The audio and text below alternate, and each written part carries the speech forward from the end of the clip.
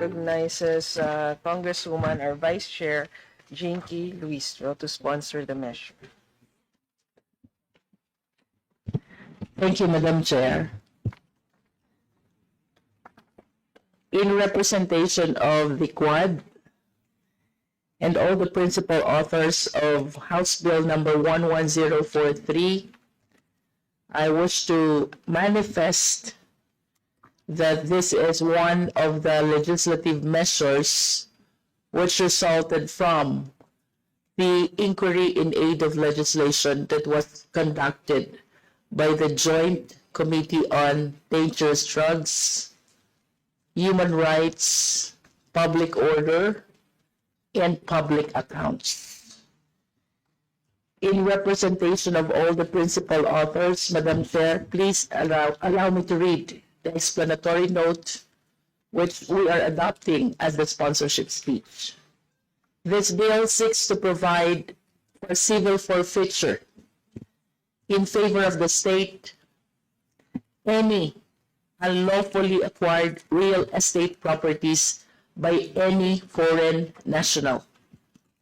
The prohibition against land ownership by aliens is undoubted and is primarily found in Article 12, Section 7 and 8 of the 1987 Constitution. It is very clear to all Filipino citizens na ang lupa po dito sa Pilipinas is exclusive for Filipino citizens only, and for corporations, the corporations must be 60% Filipino-owned. However, thousands of aliens have been flocking to the Philippines to establish Philippine offshore gaming operators. This has turned out to be closely linked to criminal activities such as human trafficking and illegal drugs.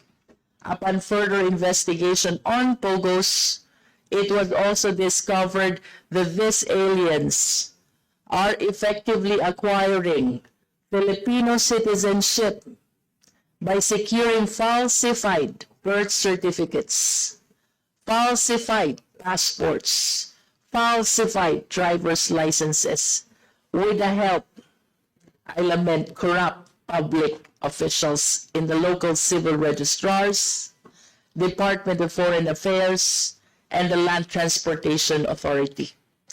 Using these falsified public documents, these unscrupulous aliens are able to skirt the constitutional prohibition on foreign land ownership.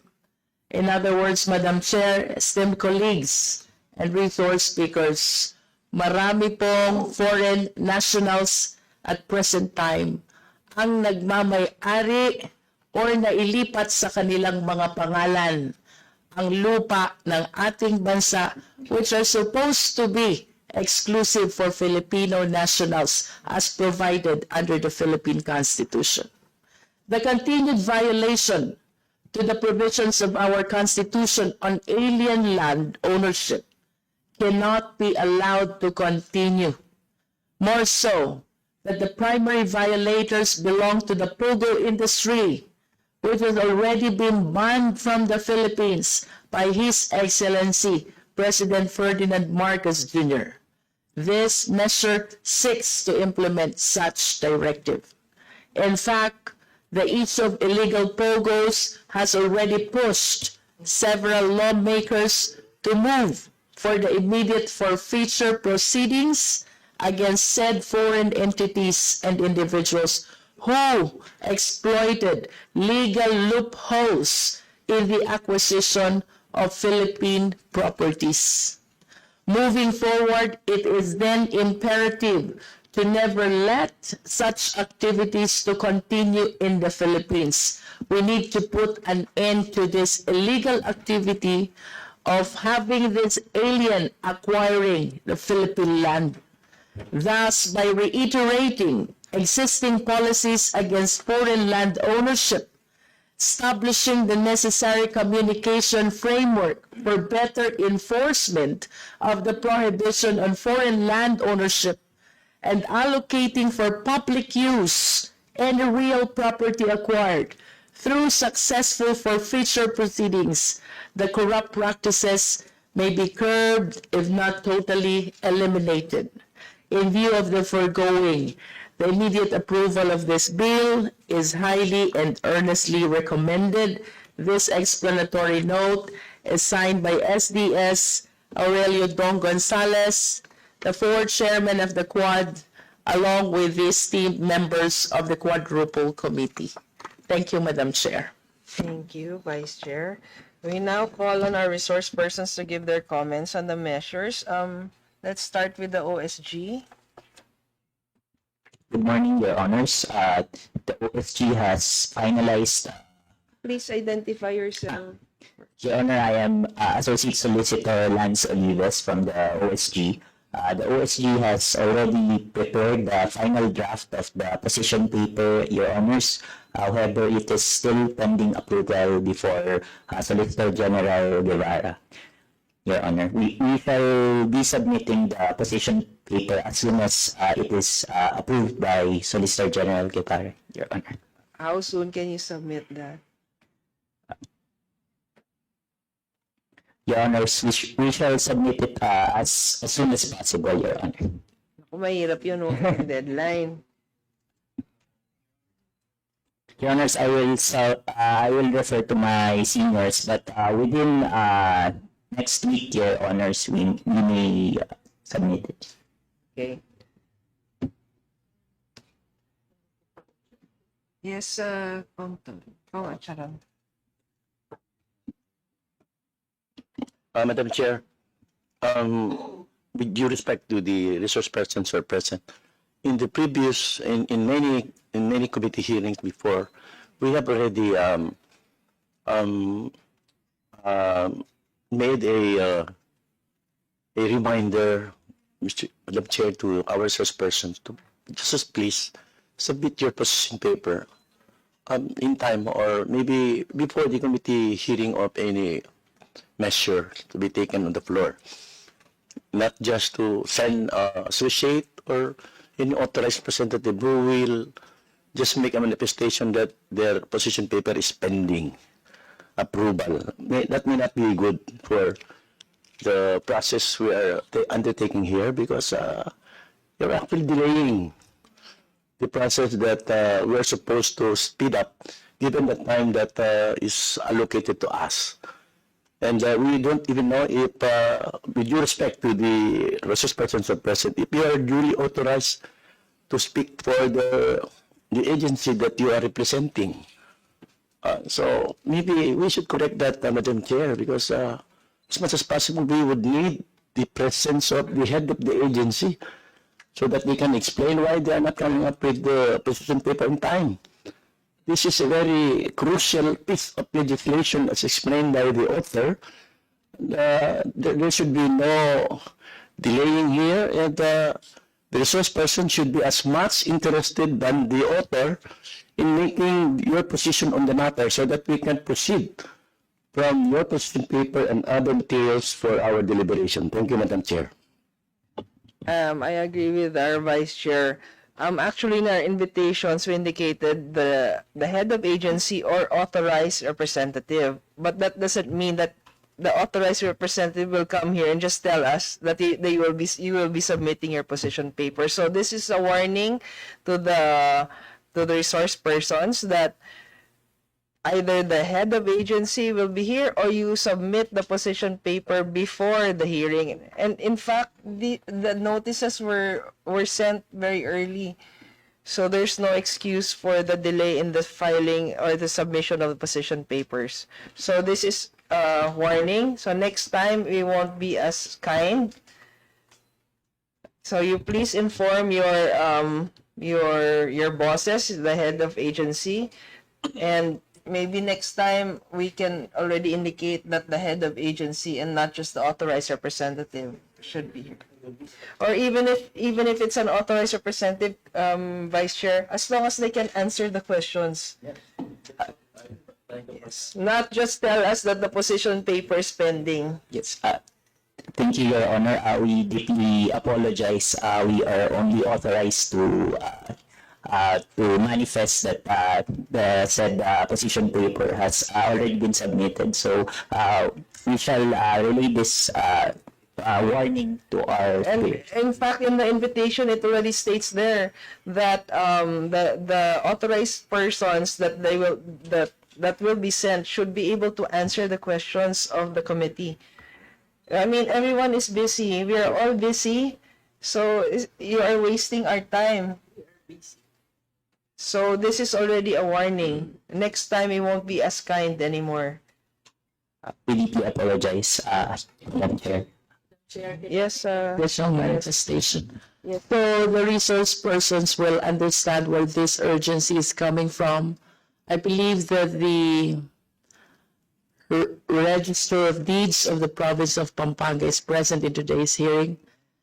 It has come to our knowledge that a number of real properties illegally acquired by foreign nationals have been successfully transferred already to other persons. And what we're trying to do right now is to take hold of these properties and bring it to the benefit of the state in favor of the Filipino people. Kung mabagal po tayo, baka po wala tayong abutin sa mga properties na ito.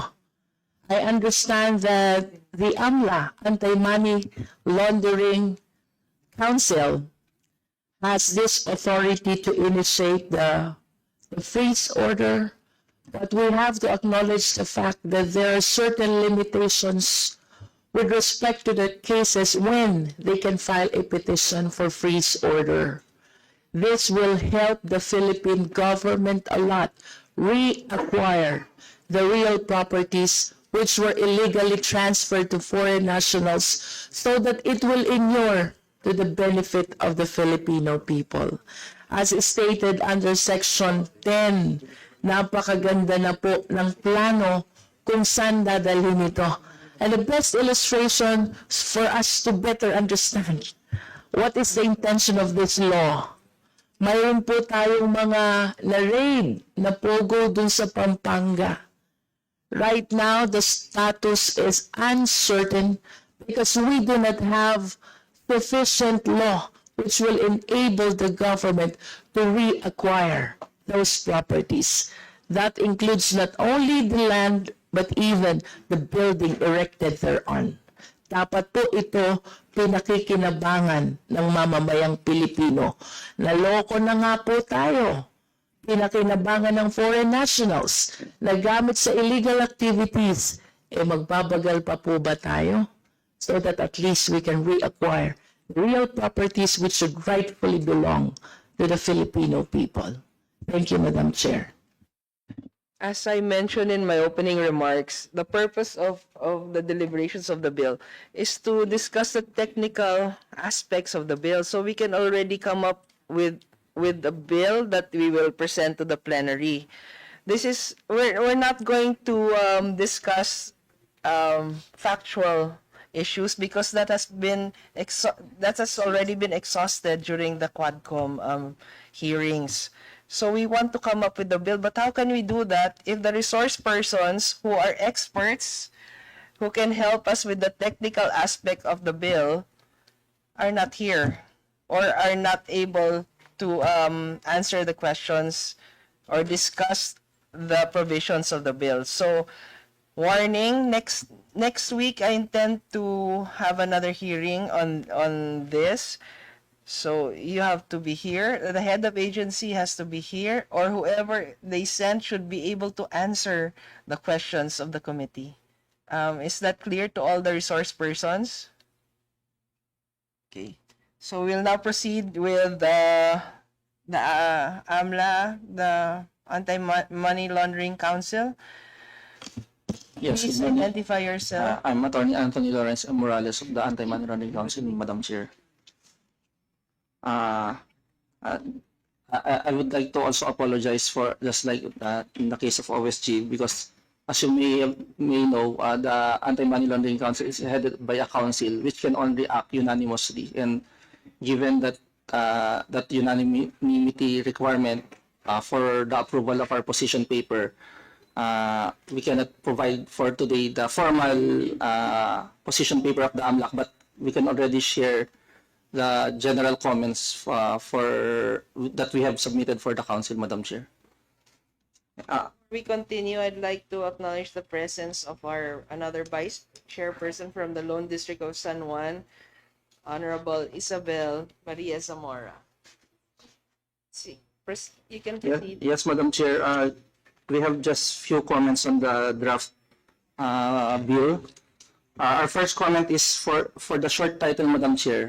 Maybe it's not that material, but for purposes, Madam Chair, of being specific and to avoid confusion, considering that we have so many civil forfeiture remedies under more prominent laws, Madam Chair, particularly the Anti-Money Laundering Act, the Terrorism Financing Prevention and Suppression Act, the Anti-Terrorism Act, Madam Chair, and even our Ill-Gotten Wealth Act, Madam Chair, all provide for a civil forfeiture remedy. We propose, Madam Chair, that the short title be renamed or be called in other nomenclature. We propose, Madam Chair, titles such as Foreign Acquired Realty Forfeiture Act or Foreign Acquired Land Forfeiture Act instead of a generic Civil Forfeiture Act, Madam Chair.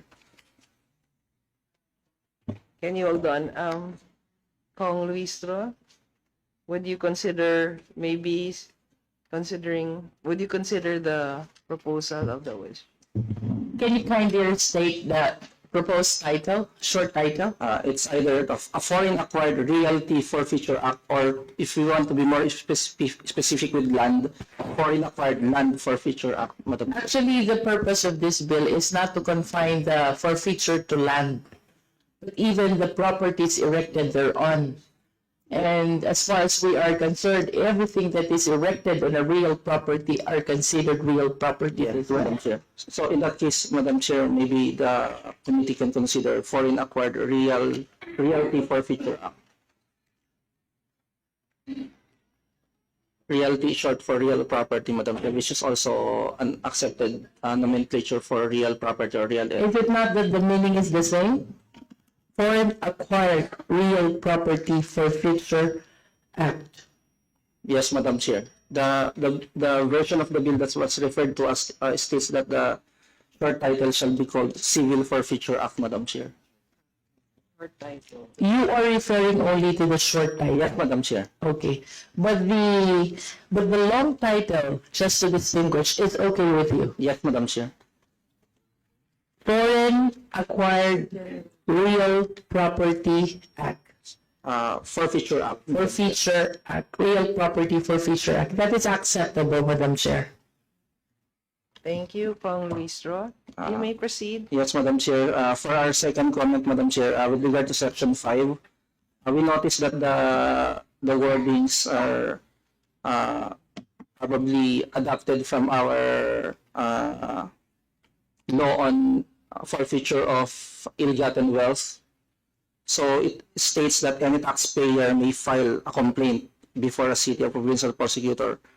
Although we recognize that the term citizen is already wide enough to cover everyone who can file a complaint before the city or provincial prosecutor, maybe the committee may consider including the term or any taxpayer or government agency, because in most instances we may it's the government agency concerns who will learn about this possible acquisition of foreign land or real estate by foreigners, Madam Chair.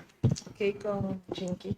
Madam Chair, I accept the proposition that instead of taxpayer, we use any Filipino citizen. That would suffice, Madam Chair. Just to clarify, we do not add any more government agency, Kong Jinky. I believe, Madam Chair, that when we use any Filipino citizen, that would necessarily include already even the government offices in the Philippines. That's correct, Madam Chair. Finally, Madam Chair, just for the Section 13 of the bill with regard to the issuance of the implementing rules and regulations, we noticed that the proposed provision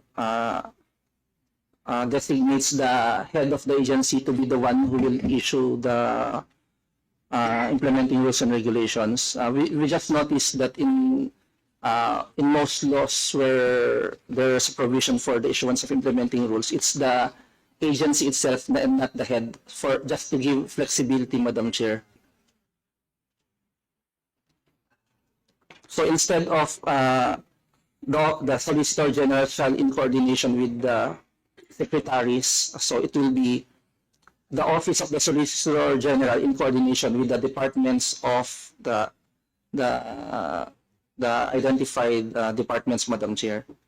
And for the Anti-Money Laundering, it should be the Anti-Money Laundering Council as an agency and not the chairman, Madam Chair. Kong Jinky. The proposition is accepted, Madam Chair. Thank you, Madam Chair. That's all, Madam Chair. Subject to also the submission of our formal position paper, which will already include what I have manifested, Madam Chair.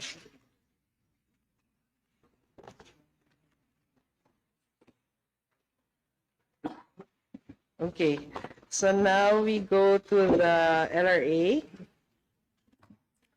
Good morning, Madam Chair. My name is Atty. Elizalde, Director for the Legal Service of the agency.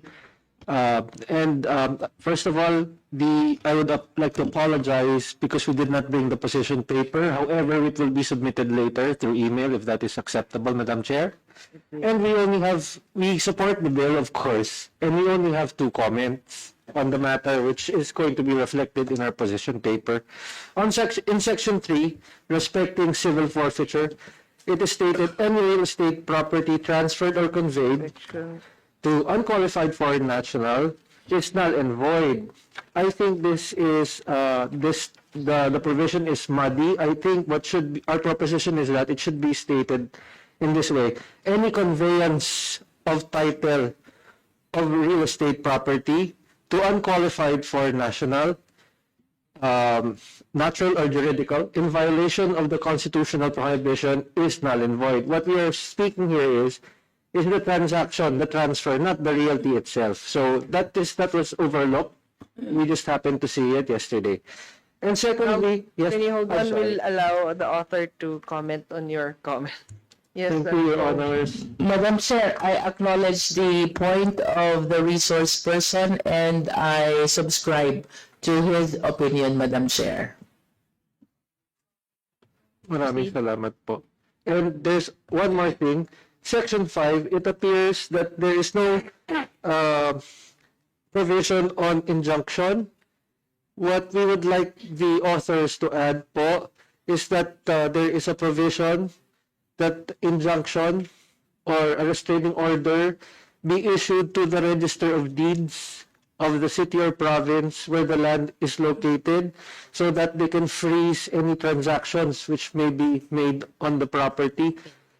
We would like this because it is the Register of Deeds who has possession of the titles and not the Land Registration Authority, which merely has administrative control over these offices. If it would please the committee, we would like a provision to be included on injunction or a restraining order.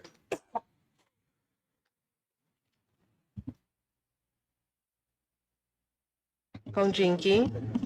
Madam Chair, I wish to bring this to the committee members because I understand that the Register of Deeds are under the Office of the Land Registration Authority. I am more concerned about the bigger perspective rather than pertaining to specific Register of Deeds only. So, may we solicit the opinion of the other committee members? There is no issue about the issuance of TRO, perhaps an injunction later on. However, as to against whom we're going to issue the same, whether it should be the specific Register of Deeds or the Land Registration Authority itself, in order to encompass all the illegally acquired properties, let us solicit first the opinion of the other committee members. Thank you. Madam Chair, Thank you. for the enlightenment of the committee, may we request the Register of Deeds of, or the LRA?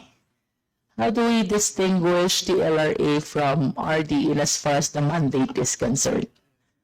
It's quite confusing because I believe that the central office is the LRA and all the Register of Deeds are under the supervision and control of the LRA. That's what I understand. Who would like to answer that?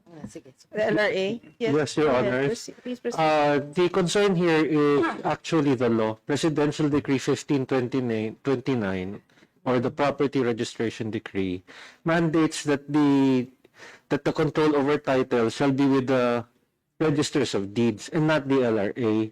Now, we could receive the injunction at the central office, but we would have to course it down to the Registry of Deeds. This would be faster in line with Presidential Decree 1529, which gives jurisdiction over the titles upon the registers of deeds. It is a matter of convenience and expeditiousness, Your Honors. Yes, Kong at Sharon.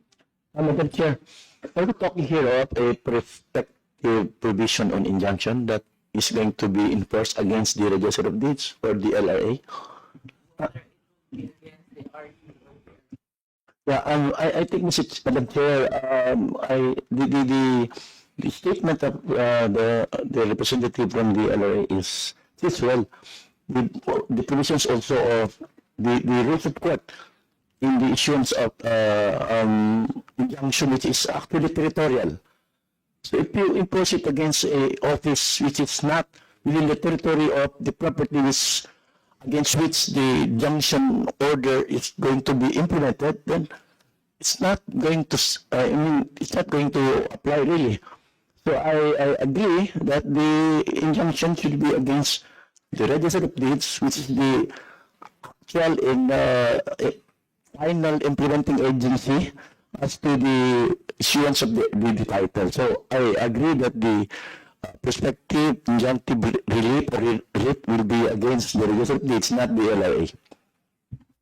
Kong Jinky. Madam Chair, in line with the manifestation of the resource speaker and the Honorable Sharon, and considering the clear provision of PD number 1529, we subscribe to the proposition that the injunction be issued to the RD and not to the LRA.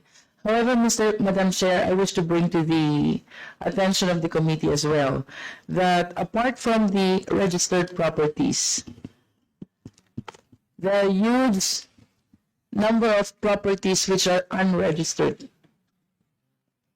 And I believe that the Register of Deeds and even the LRA have no control over the same. The one who has control over its issuance and transfer are the provincial assessors, the city and the municipal assessors. So I understand that this bill will still be subject to a lot of revisions, but I wish to manifest the intention of the author to include provincial assessor, city assessor, and municipal assessor every time the LRA and the Register of Deeds are mentioned in this bill, so as to include even the unregistered lands. Noted. That is noted. Any other comments from the LRA? The LRA has no more comments. Thank you. Now we go to the ALG.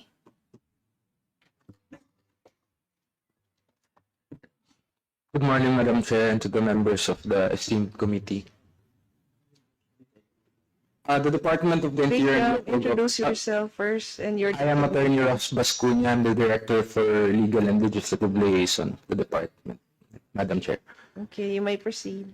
Thank you, Madam Chair. The Department of the Interior and Local Government fully supports the proposed bill on civil forfeiture of unlawfully acquired real properties by foreign nationals.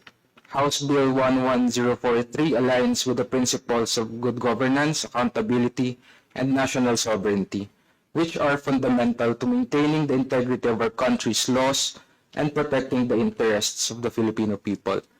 The department recognizes the increasing concerns surrounding the unlawful acquisition of land by foreign nationals, which not only undermines the intent of land ownership laws, but also compromises national security and economic stability. By instituting a legal mechanism for the forfeiture of real properties obtained through legal means, this bill will empower the state to reclaim such properties, ensuring they are returned to rightful ownership and promote fairness within our legal framework. The department is committed to assisting in the effective implementation of this law, including thorough close coordination with relevant local government units, law enforcement agencies, and other stakeholders to ensure that its provisions are upheld and that any illicit activities are addressed appropriately. Thank you, Madam Chair. We will be submitting our finalized and signed position paper within the week, Madam Chair.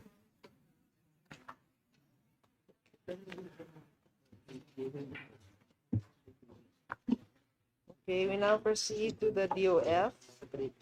Any representative from the DOF?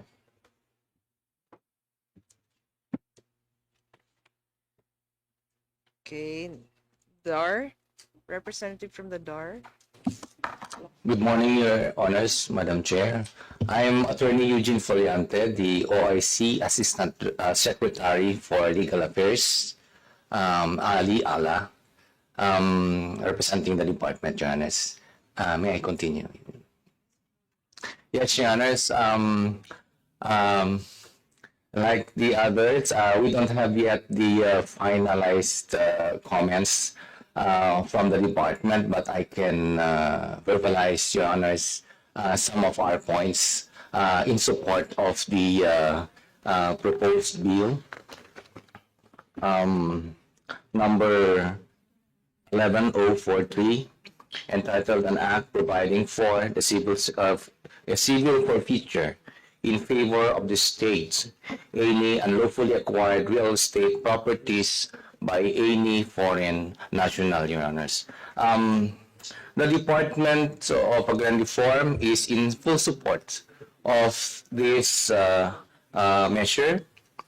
The department is the lead agency in the implementation of the Comprehensive Agrarian Reform Program through land tenure improvement, agrarian justice, and coordinated delivery of essential support, and land tenure improvement, agrarian justice, and coordinated delivery of essential support services to client beneficiaries.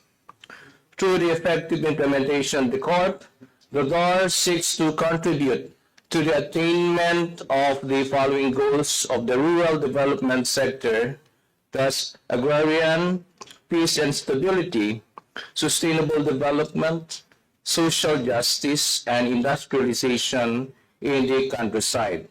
As the lead agency of the government, thus to uphold and implement comprehensive and genuine agrarian reform, which actualizes equitable land distribution, ownership, agricultural productivity, and tenure security for, and with the tillers of the land towards the improvement of their quality of life, the intention to forfeit those illegally acquired properties is well within the purview of the program.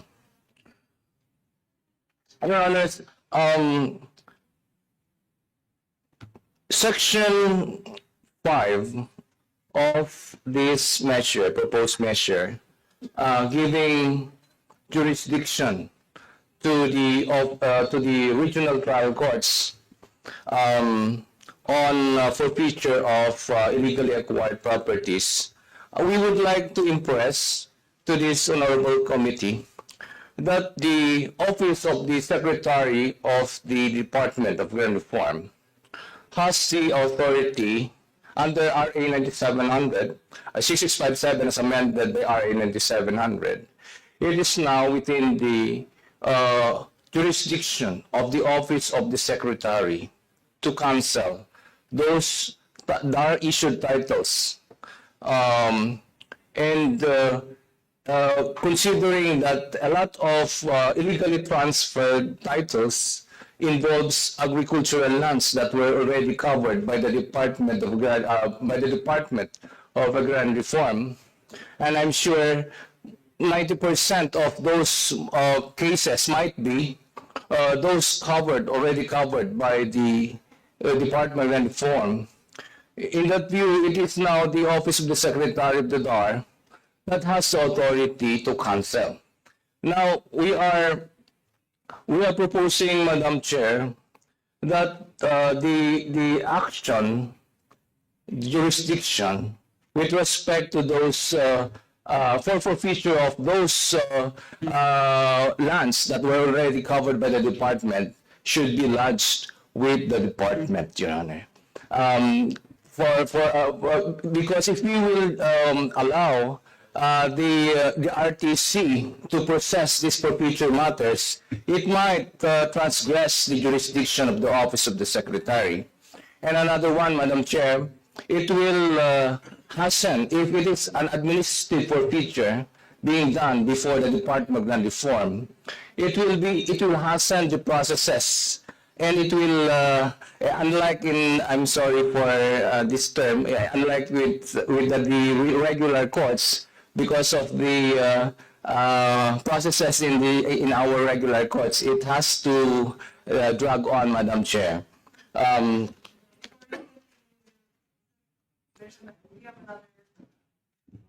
Yes, Madam Chair. Before you continue, we'll ask Kong Luistro to make a comment.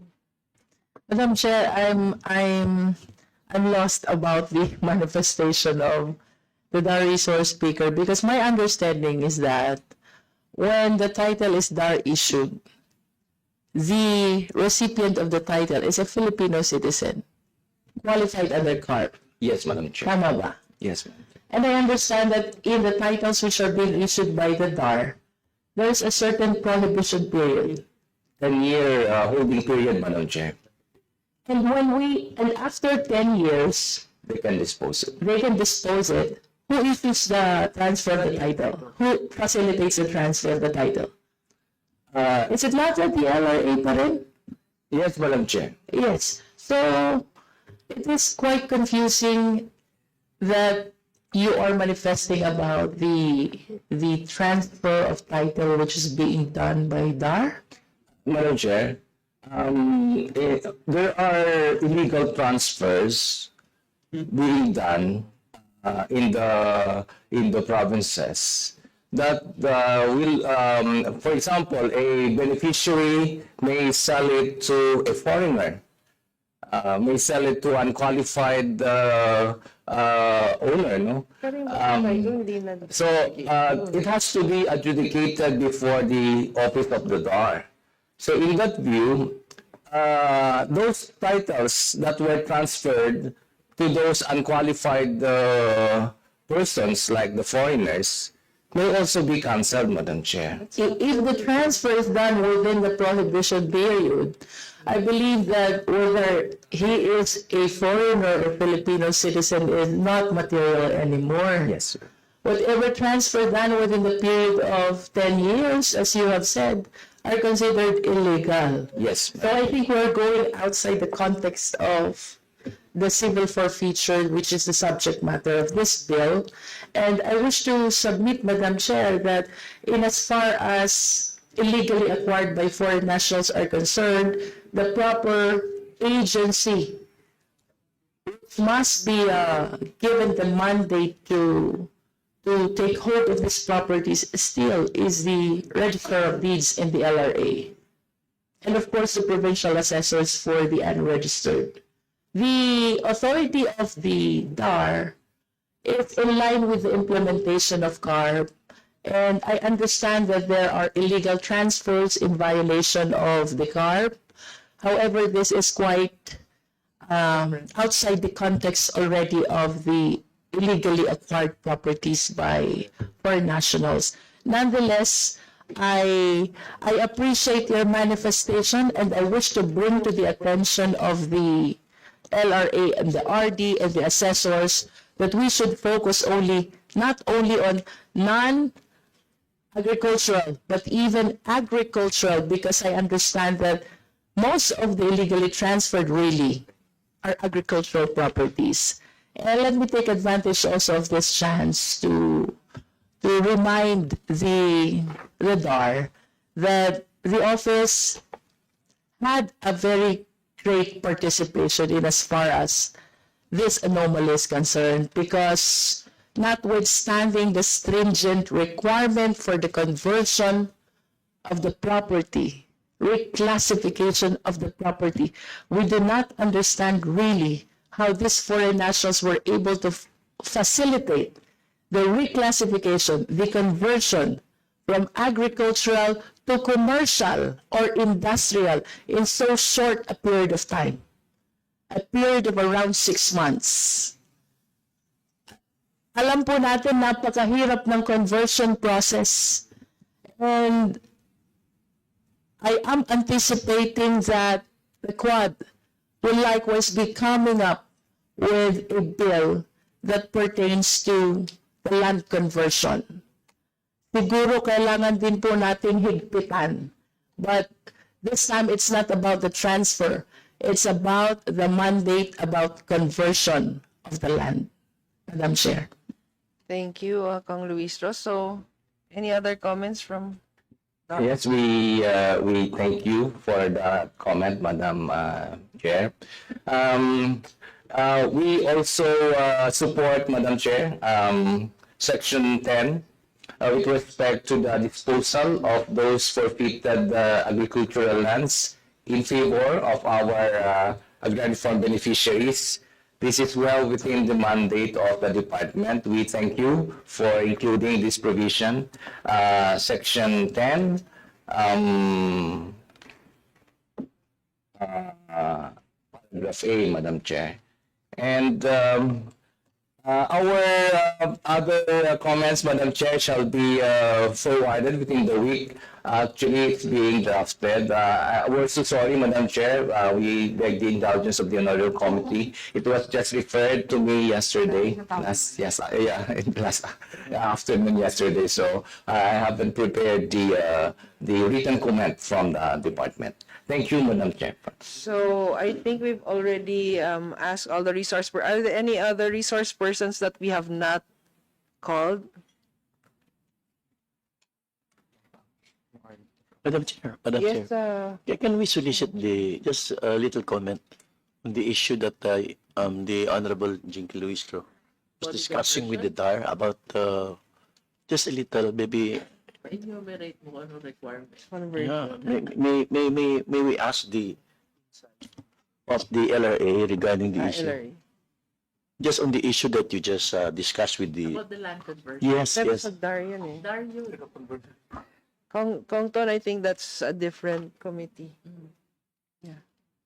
Agrarian Reform. Not a conversion. By the way, Madam Chair, just a point of discussion, academic discussion. Is there not a conversion thing or matter in the local government unit? There is reclassification. We call it reclassification. That's why it's being done. You can do it quick there if you have the you have the numbers. We need really Congressman Atty, the Honorable Atty, to draw the definite line between reclassification, the process we do in the LGU, Sangguniang Bayan, and the land conversion. Because parang nag-overlap ito eh. As you've said, if you have the numbers, land which are supposed to go through the process of conversion, doon nila dinadala sa LGU to simplify. And you've seen a lot of that in Pampanga in a period of like 3 months, 4 months. One hearing only. And the agricultural land is instantly reclassified into industrial commercial land. So maybe our members can file the appropriate House resolution so that the appropriate committee can discuss those issues. Is it not because of the power granted by the local government go to the local government giving them the power to convert land conversion. Madam Chair, I understand that the LGU has the authority to do the reclassification. However, it's high time already that we draw the line between the conversion process under the Department of Agrarian Reform and the reclassification, which is under the local government unit, because they are being mixed and mistakenly facilitated as one and the same. Pag ang kaibigan mo nasa DAR, you do the conversion, pero kung wala kang kaibigan doon, and like what Honorable Atty said, you have the number in the LGU, what you do is reclassification. No? Let us draw the definite line in between these two processes, including the requirements that we need. Thank you. For 11043, we are open to adding provisions to this bill and submitting the same in as far as the form and style necessary is concerned. Thank you. Thank you, So what is the pleasure of the committee? Motion to suspend. Yeah. Madam Chair, I understand that we still have some other matters to be discussed this afternoon. So meantime, I respectfully move that we suspend today's hearing, Mr. Chair, until, Madam Chair, until this afternoon.